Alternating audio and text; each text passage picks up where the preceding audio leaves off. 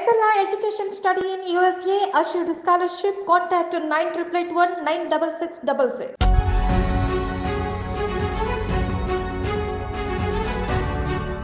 నమస్తే, నేను Kavitha. Welcome to I Dream news. Delhi liquor కేసుకు సంబంధించి ఒక అడుగు ముందుకు పడింది.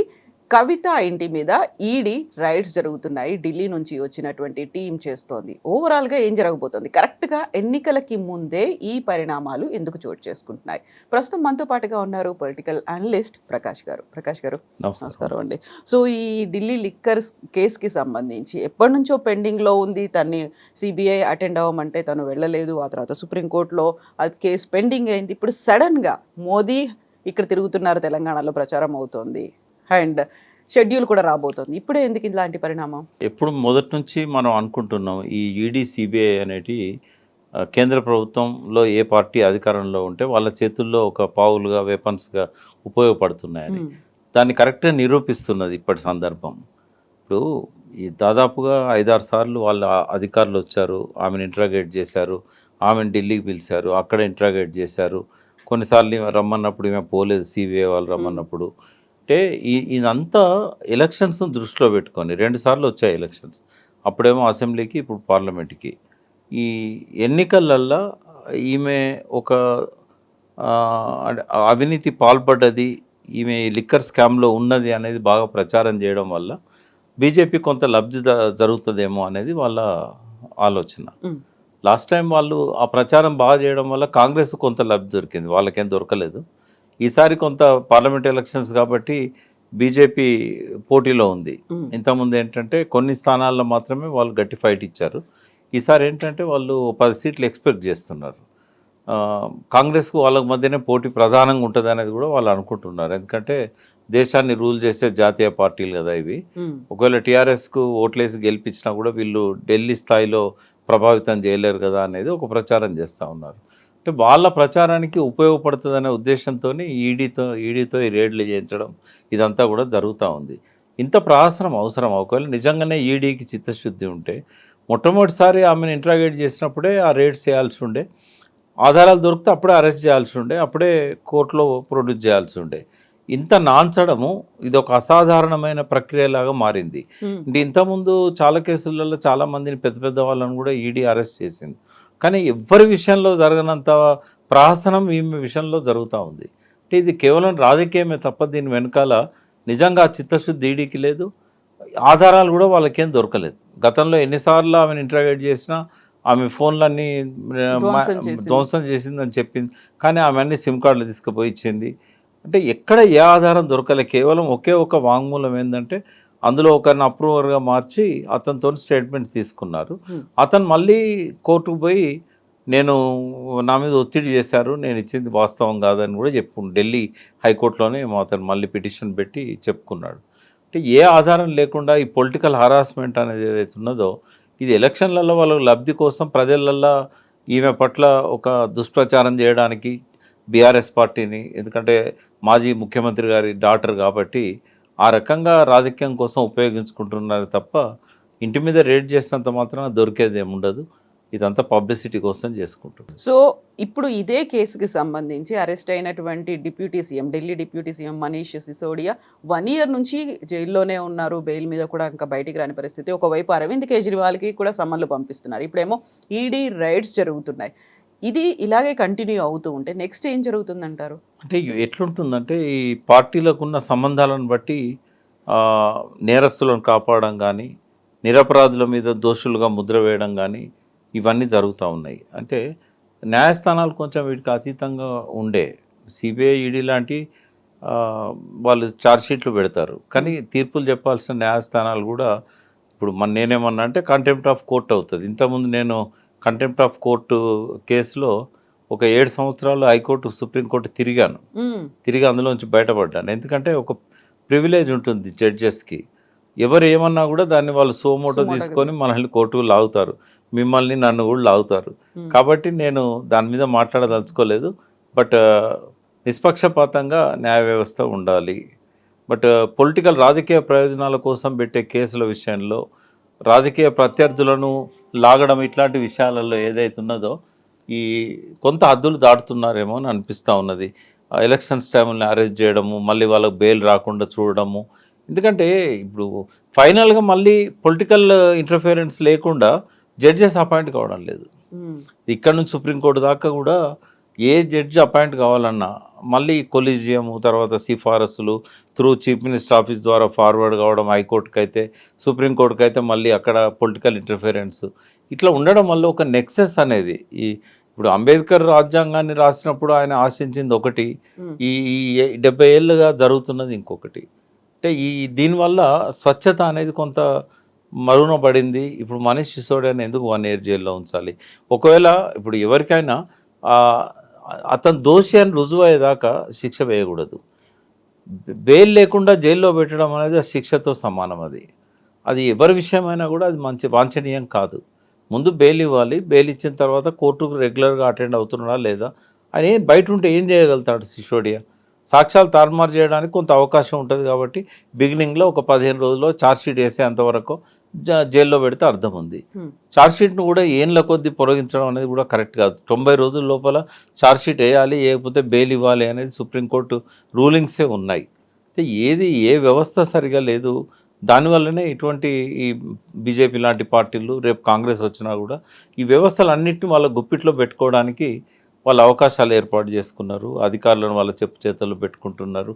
ఎన్నిసార్లు సిబిఐ డైరెక్టర్గా నియమించినప్పుడు కోర్టులలో పోయి వివాదాంశమై కోర్టులు వాళ్ళని పక్కకు పెట్టి మళ్ళీ వేరే వాళ్ళని అపాయింట్ చేయడం, ఇదంతా మనం చూసాం. ఇదంతా కూడా అంటే అదే క్రమంలో మనం ఈ లిక్కర్ కేసును కూడా చూడాలని నేను అంటున్నాను. సో ఇప్పుడు ప్రస్తుతం ఉన్నటువంటి పరిస్థితుల్లో ఏం జరుగుతుంది అనుకుంటున్నారు? ఎందుకంటే తను సిబిఐ పిలిచింది, వెళ్ళలేదు. బట్ ఈడీ డైరెక్ట్గా వచ్చి ఇక్కడ సోదాలు నిర్వహించడం అనేది కవితకు అనుకూలమే. ఇది తేలిపోతుంది కదా. ఇప్పుడు ఆమె నిరపరాధి అని మొదటి నుంచి చెప్తున్నది. నిజంగానే ఆధారాలు ఉంటే ఇంతకాలం ఆగేవాళ్ళు కూడా కాదు. వాళ్ళు ఏదన్నా ఇప్పుడు రేట్ చేసినప్పుడు లెక్కకు మించిన ఆస్తులు ఉన్నాయని చెప్పొచ్చు, లేదా మనీ లాండరింగ్ సంబంధించి ఏదైనా దొరికినట్టయితే ఆమెకు ఆ ఛార్జ్ షీట్ పెట్టేటప్పుడు అది బలంగా ఉంటుంది. లిక్కర్ స్కామ్లో ఆమెను అక్యూజ్డ్గా ఆల్రెడీ మెన్షన్ చేశారు. ఛార్జ్ షీట్లో బలంగా రాయడానికి ఉపయోగపడుతుంది. కానీ శిక్షలు పడతాయి వీళ్ళకి ఎట్లాగో. ఒకవేళ దోషి అని రుజువైనా కూడా ఆ కోర్టులో వాదనలలో వేగిపోతుంది. అది అక్కడ పోయేసరికి వాళ్ళు బలమైన ప్రాసిక్యూషన్ సాక్ష్యాలు బలంగా పెట్టాల్సిన అవసరం ఉంటుంది. వాళ్ళకి ఆధారాలు దొరికినప్పుడు అదంతా జరిగే తతంగం. అంటే ఒకసారి తేలిపోతుంది. మళ్ళీ రేట్స్ అయితే జరగవు కదా. ఓసారి ఇది ఇవాళ జరిగింది అనుకోండి, ఇంకా దీంతోనే అయిపోతుంది ఆ ఇష్యూ. ఇంకా మళ్ళీ ఏమి ఉండదు. ఇక ఒకవేళ దొరికితే ఇమ్మీడియట్గా ఆమెను అరెస్ట్ చేస్తారు, బెయిల్ పెట్టి బయటికి తీసుకురావచ్చు, లేదా ఎలక్షన్స్ అయ్యేదాకా బెయిల్ ఇవ్వకుండా కూడా జైల్లో పెట్టే అవకాశం ఉంటుంది.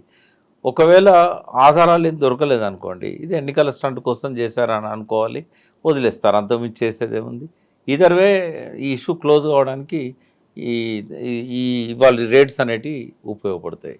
సో విచారణకి హాజరు అవ్వాలి అనేది అయితే లెటర్స్ రూపంలో పంపించారు. కానీ సడన్గా ఈడీ వచ్చింది, సోదాలు నిర్వహిస్తోంది అనేది దానికి సంబంధించినటువంటి ముందస్తు సమాచారం అయితే లేదు. టక్కున వచ్చేసారు, జరుగుతోంది. ఇప్పుడు మళ్ళీ వినిపిస్తోంది కవిత అరెస్ట్ తప్పదు అనేటువంటి ఒక క్వశ్చన్ మార్క్తో వినిపిస్తోంది. ఏ ఆధారం దొరికినా అరెస్ట్ చేస్తారు. ఆధారం దొరకపోతే మాత్రం అరెస్ట్ చేయకపోవచ్చు. అది వాళ్ళు తేల్చుకోదలుచుకున్నారు ఏదో ఒకటి. ఎందుకంటే పార్లమెంట్ ఎలక్షన్స్ దగ్గరలో ఉన్నాయి. ఈరోజు కోడ్ కూడా వస్తుందని అనుకున్నారు కదా, రేపు వస్తున్నది. కాబట్టి అరెస్ట్ చేసినా అవకాశం అయితే ఉంటుంది చేయడానికి. ఎందుకంటే కొంత బీఆర్ఎస్ని దెబ్బతీయడానికి బీజేపీ పూర్తి సిద్ధంగా ఉంది. ఎక్కడ కూడా వీళ్ళకి ఇంటర్నల్ అండర్స్టాండింగ్ కానీ ఆ స్నేహం, ఆ సయోధ్య ఎక్కడ కూడా లేదు. లేనప్పుడు ఏంటంటే అరెస్ట్ చేయొచ్చు. అరెస్ట్ చేసి బెయిల్ రాకుండా కొంతకాలం మనీష్ సిసోడియాలాగా జైల్లో ఉంచే అవకాశం కూడా ఉంది. ఇందులో ఇప్పుడు వినిపిస్తున్నటువంటి ఇంకొక వాదన, ఇవన్నీ ముందస్తుగానే ఊహించారు కాబట్టి కవిత ఈసారి ఎంపీ ఎలక్షన్స్లో బరిలో దిగట్లేదు, నిజామాబాద్ స్థానం కూడా తనకి కేటాయించలేదు అనేది నిజమే అంటారా? కారణం కాదు అది. ఒకటేంటంటే ఆమె ఎమ్మెల్సీగా ఉంది. మొన్నటి ఎలక్షన్స్లో ప్రతికూల ఫలితాలు రావడం వల్ల అందులో టార్గెట్ అయింది కూడా కవిత, కేటీఆర్, ఫ్యామిలీ పార్టీ, ఫ్యామిలీ రాజకీయము ఇట్లాంటివన్నీ జరిగినాయి. కాబట్టి మళ్ళీ ఆ కుటుంబ సభ్యులను నిలబెట్టి మరొకసారి ప్రజల్లో పల్చన కావడం ఇష్టం లేదు. కొత్త అభ్యర్థులను అందులో కొంచెం బీసీ వర్గాలకు ప్రాధాన్యం ఇవ్వాలని చెప్పి కేసీఆర్ గారు అనుకున్నారు. ఈసారి కొంచెం మీరు చూస్తున్నారు కదా, ఒక్కొక్క ఎంపీ అభ్యర్థిని నియమించడం కోసం ఒక రోజంతా ఎక్సర్సైజ్ చేస్తున్నారు. అంతకుముందు ఒపీనియన్స్ తీసుకున్నారు, మళ్ళీ నేరుగా మన అధ్యక్షుడే వాళ్ళ Interaction ఒపీనియన్స్ అవుతున్నారు. తీసుకుంటున్నాడు. అంటే ఒక ఎక్సర్సైజ్ అయితే జరుగుతూ ఉంది. ఇంతకుముందు ఎన్నడూ టీఆర్ఎస్లో ఇటువంటి చూడలేదు. అసలు ఎవరి పేర్లు డిక్లేర్ అవుతాయో కేటీఆర్ కానీ హరీష్ కానీ కూడా తెలియకపోని పరిస్థితి ఉండేది. అసెంబ్లీ ఎన్నికలప్పుడు అట్లనే జరిగింది. బట్ ఈ ప్రతికూల ఫలితాల వల్ల వచ్చిన మార్పు ఇది. దీనివల్ల కొంచెం మంచి ఫలితాలే రావచ్చేమో. ఎందుకంటే అందరిని విచారించి ఎవరికి ఇబ్బంది లేకుండా అందరిని కూర్చోబెట్టి కన్విన్స్ చేసి ఇస్తున్నారు. నచ్చని వాళ్ళు వెళ్ళిపోతున్నారు. మొన్న నేను మహబూబాబాద్ చర్చ అప్పుడు నన్ను ఇన్వైట్ చేశారు. చూశాను, అబ్జర్వ్ చేశాను. సీతారాం నాయక్ నా పక్కనే కూర్చున్నాడు. కేసీఆర్ గారు తన అనౌన్స్ చేసే ముందు ఆడ కవిత పేరు మహబూబాబాద్కి ఎంపీగా మాలోత్ కవిత గారు సిట్టింగ్ ఎంపీ. సీతారాం గారి గురించి చాలాసేపు మాట్లాడారు ఆయన. మన ప్రొఫెసర్ గారికి ఇవ్వాల్సి ఉండే ఇవ్వలేకపోయినాము, తప్పకుండా ఆయనకు సరైన సమయంలో ఆయన మేము చూసుకుంటాము అది అని. కానీ ఆయన బయటకు వచ్చామన్నాడు.